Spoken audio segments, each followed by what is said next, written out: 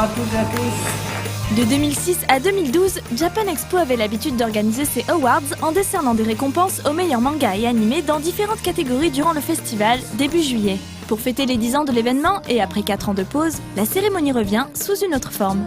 C'est le 13 avril dernier dans la salle du Pan Piper à Paris, en présence d'un peu tout le petit milieu de la Japanime en France et des représentants de l'ambassade du Japon, qu'a eu lieu cette cérémonie des Japan Expo Awards. Après la présélection d'un premier jury dont a fait partie No Life, les awards ont été décernés par 2 autres jurys, un pour le manga, un pour les animés, composés de bibliothécaires, libraires, imprimeurs, journalistes, youtubeurs et un directeur d'un studio de doublage.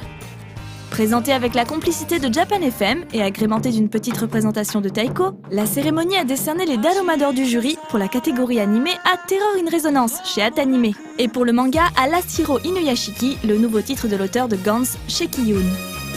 On notera que All the Anime a été récompensé à plusieurs reprises ainsi que Glénat.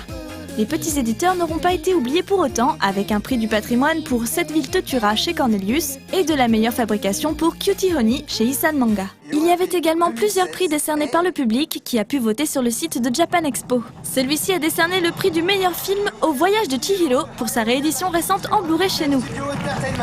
Cela faisait un peu étrange de voir un film si établi réapparaître, mais le public fait ce qu'il veut, c'est le principe. Il a aussi mis en avant, sans trop de surprise, d'autres titres très populaires, comme Tokyo Ghoul ou Ajin en manga chez Glénat ou l'Attaque des Titans en animé.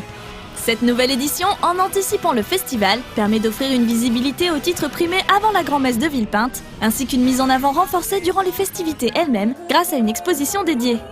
On peut attendre désormais de voir, déjà avec une future édition, si les Japan Expo Awards nouvelle formule arriveront à s'imposer en tant que référence, comme la cérémonie l'aimerait.